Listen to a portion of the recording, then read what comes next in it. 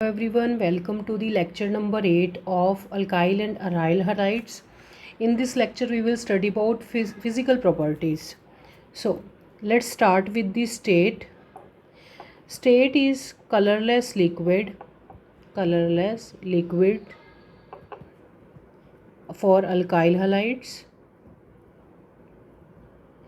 They are colorless liquid in their pure state, but alkyl bromides and iodides acquire yellow color because they are thermally unstable. Iodides और bromides जो होते हैं वो thermally unstable होते हैं. जैसे ही इनको हीट प्रोवाइड होती है तो ये अनस्टेबल हो जाते हैं और इनका कलर जो है वो येलो हो जाता है. अदरवाइज प्योर स्टेट में सभी कलरलेस होते हैं. अब हम बात करते हैं बॉइलिंग पॉइंट की. बॉइलिंग पॉइंट बेसिकली जो अल्काइल हैलाइड्स का बॉइलिंग पॉइंट होता है वो हायर होता है than alkanes because RX are polar in nature. Alkyl halides polar nature के होते हैं जैसे कि CH3F, CH3Cl, CH3Br and CH3I. तो ये एक अल्काइल हैलाइड है. इसमें फ्लोरीन लगा है, क्लोरीन लगा है, ब्रोमीन लगा है और आयोडीन. लेकिन जो R ग्रुप है वो बिल्कुल सेम है. अगर सेम R ग्रुप हो और हेलोजेंस का साइज़ इंक्रीज़ हो रहा हो तो जैसे जैसे साइज़ इंक्रीज़ होगा तो वैसे वैसे उसका बॉइलिंग पॉइंट भी इंक्रीज़ हो जाएगा. Like this. ये यहाँ पर मैंने रेंज भी लिख दी है. तो जर्नल क्या हुआ? RF and then RCl, RBr and RI. RI has large boiling point than others. So what's the reason behind it? Reason is iodine being large in size possess higher magnitude of van der Waals force of attraction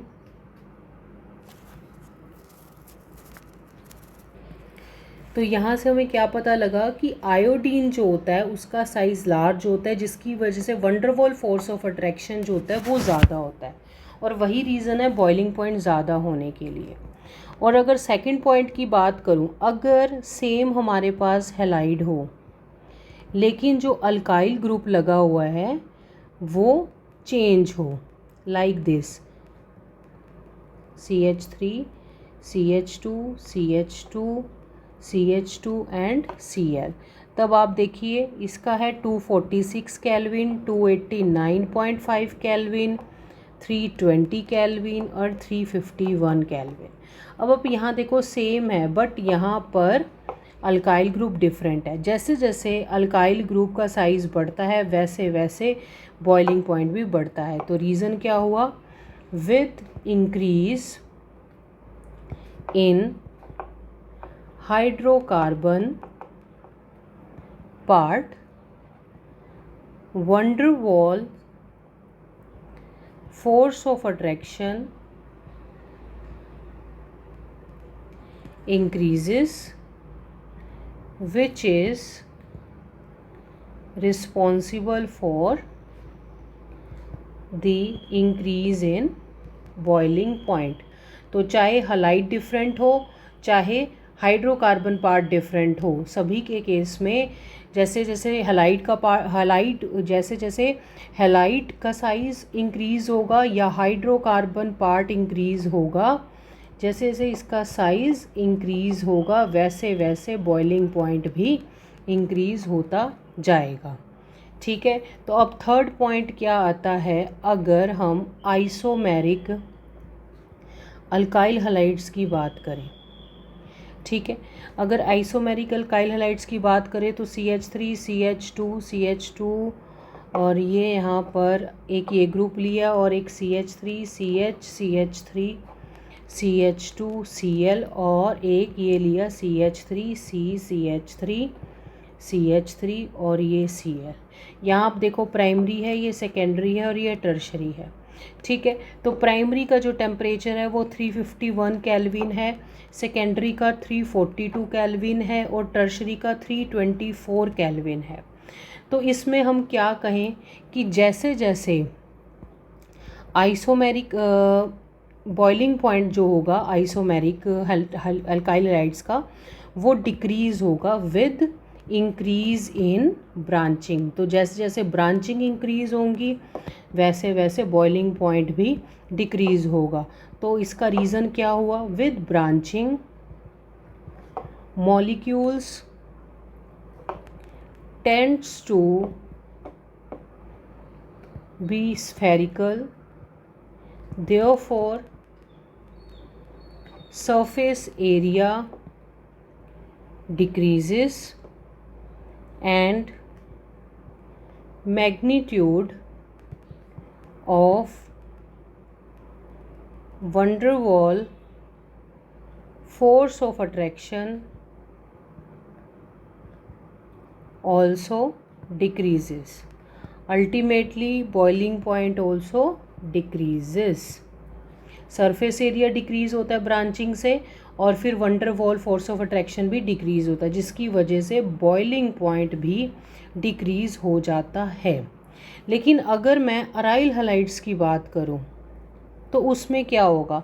same order जाएगा boiling point के लिए। ठीक है, but अगर मैं बात करूं die halogen compounds की, ठीक है, तो क्या होगा? Boiling point of compounds which is ortho is more than meta and then para। तो सबसे ज़्यादा होगा ऑर्थो का, फिर आएगा मेटा का और फिर बॉइलिंग पॉइंट होगा पैरा का। ठीक है, तो ये 453 केल्विन, ये डाटा मैं यहाँ पर साथ में लिख रही हूँ, 446 एंड 448 केल्विन। ठीक है, अब हम बात करते हैं डेंसिटी की। डेंसिटी, अगर डेंसिटी की बात की जाए तो क्लोराइड्स बेसिकली हैलाइड्स में और फ्लोराइड्स, ठीक है, इनकी जो डेंसिटी है वो लेस देन वाटर होती है और अल्काइल ब्रोमाइड्स और आयोडाइड्स की वाटर से ज़्यादा होती है। ठीक है, तो और अगर हमारे पास सेम अल्काइल ग्रुप लगा हो लेकिन हेलोजन पार्ट डिफरेंट हो तब हमारे पास कुछ ये ऑर्डर आ जाता है। ठीक है, density order for a given alkyl group that is Ri is greater than Rbr is greater than RCl and Rf। तो इसका रीज़न क्या होगा? रीज़न तो आपको हर चीज़ का पता होना चाहिए। रीज़न क्या है? जब आप फ्लोरीन, क्लोरीन और ब्रोमीन, आयोडीन, जब आप फ्लोरीन से आयोडीन की तरफ जाते हो तो आपको पता है कि इंक्रीज़ इन वॉल्यूम हो रहा होता है। ठीक है, और साथ में as well as increase in mass भी होता है, but relative increase in mass is more than that of relative increase in volume। तो अगर मास का ज़्यादा होता है, ठीक है, तो अगर मैं डेंसिटी का फॉर्मूला लिखूं, density is equals to mass upon volume, मैं ये कह रही हूँ ये भी इंक्रीज़ होती है, ये भी इंक्रीज़ होती है, बट मास का इंक्रीज़ ज़्यादा होता है। अगर मास का इंक्रीज़ ज़्यादा हो रहा है तो ये डेंसिटी के डायरेक्टली प्रोपोर्शनल, तो डेंसिटी भी ज़्यादा होगी।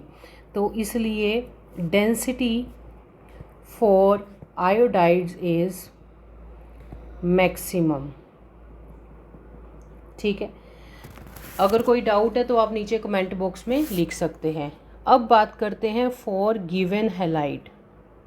ठीक है, अब गिवन हैलाइड की बात करें तो CH3I लिया मैंने, CH3 CH2I, CH3 CH2 CH2I, CH3 CH2 CH2 CH2I। तो आप देखो 1 कार्बन इंक्रीज़ हो रहा है। ठीक है, तो जैसे जैसे इंक्रीज़ होगा तो कुछ इस हिसाब से डेंसिटी जाएगी। तो यहाँ पर क्या रीज़न आएगा? रीज़न आएगा with increase in number of carbon relative. देखो मास भी इंक्रीज़ होता है, वॉल्यूम भी, लेकिन रिलेटिव इंक्रीज इन वॉल्यूम इस केस में ज़्यादा होगा, is more than that of relative increase in mass. तो वॉल्यूम का अगर ज़्यादा है तो ऑटोमेटिकली डेंसिटी का डिक्रीज़ हो जाएगा। Density decreases with increase in number of carbon of hydrocarbon chain. ठीक है, यहाँ तक आपको क्लियर हो जाना चाहिए। अब बात हम करते हैं पॉली हैलोजन कंपाउंड्स की। तो पॉली हैलोजन कंपाउंड्स की अगर मैं बात करूँ like CCl4, CHCl3, CH2Cl2, CH3Cl, इसमें सबसे ज़्यादा का क्लोरीन है, इसमें उससे कम, इसमें उससे कम। तो यहाँ पर क्या रीज़न होगा? Density increases with the increase in number of halogens. तो अभी तक हम डेंसिटी के बारे में बात कर चुके हैं, बॉइलिंग पॉइंट, स्टेट। अब बात ही आती है हमारे पास डायपोल मोमेंट की। डायपोल मोमेंट की बात करूं तो अल्काइल हैलाइड, जैसे स्टार्टिंग में ही हमने बात की थी कि अल्काइल हैलाइड्स क्या होते हैं? पोलर कंपाउंड्स होते हैं। तो पोलर कंपाउंड्स डायपोल तो शो करेंगे। तो पोलैरिटी जो है वो कैसा ऑर्डर फॉलो करेगी? Follows the order like this: CH3Cl has greater dipole moment than CH3F, and then CH3Br and CH3I। तो यहाँ पर होता है 1.86 dBA, 1.84 dBA, 1.83 dBA and 1.636 dBA। ठीक है, और लास्ट में हम सॉल्युबिलिटी के बारे में बात करते हैं। और डायपोल मोमेंट हम अराइल हैलाइड्स की अगर बात करें बिफोर सॉल्युबिलिटी, तो आपको पता होना चाहिए कि जो हमारे पास ऑर्थो होता है उसका ज़्यादा होता है, and then meta, and then para.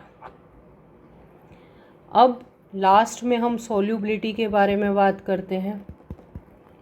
Solubility के बात करेंगे तो एक चीज़ याद रखें, एज वी नो दैट, क्या चीज़ याद रखनी है हमें? Like dissolve like. इसका मतलब होता है कि अगर पोलर है तो वो पोलर के अंदर ही डिज़ोल्व होगा, अगर नॉन पोलर है तो नॉन पोलर में। अब अल्काइल हैलाइड्स क्या थे? अल्काइल हैलाइड्स हमने पोलर कंपाउंड मान के चला था।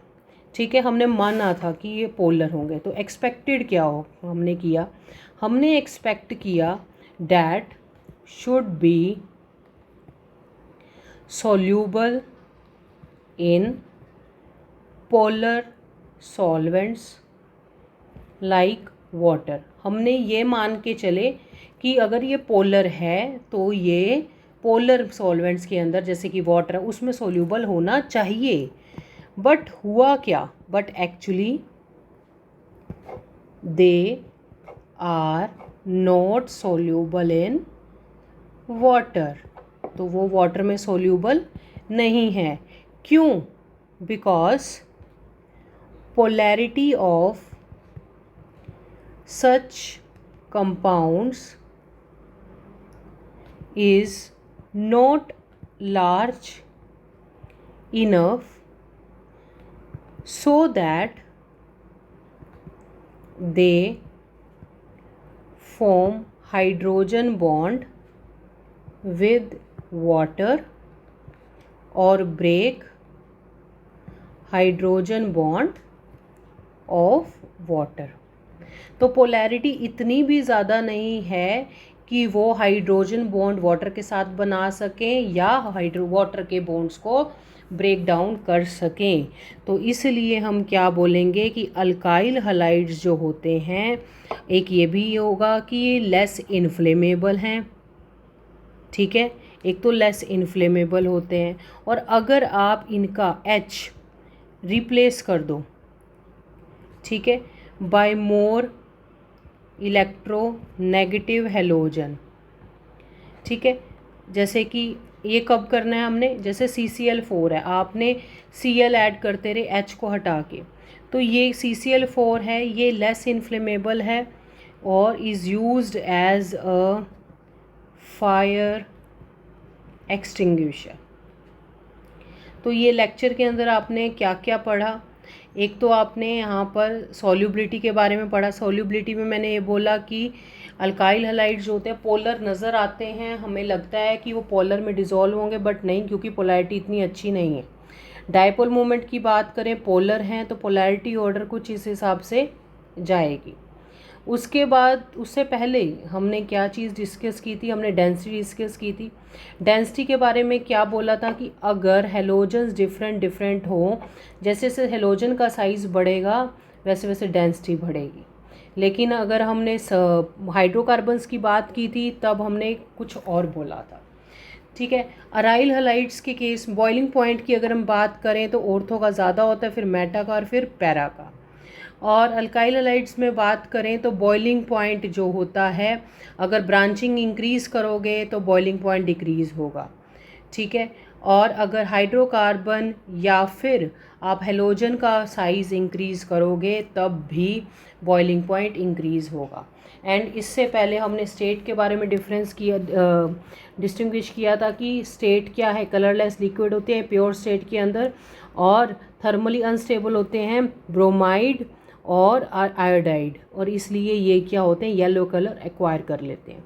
अगर आपके पास कोई भी डाउट है रिगार्डिंग दिस लेक्चर और कोई भी, तो आप नीचे कमेंट सेक्शन में लिख सकते हैं। Thank you.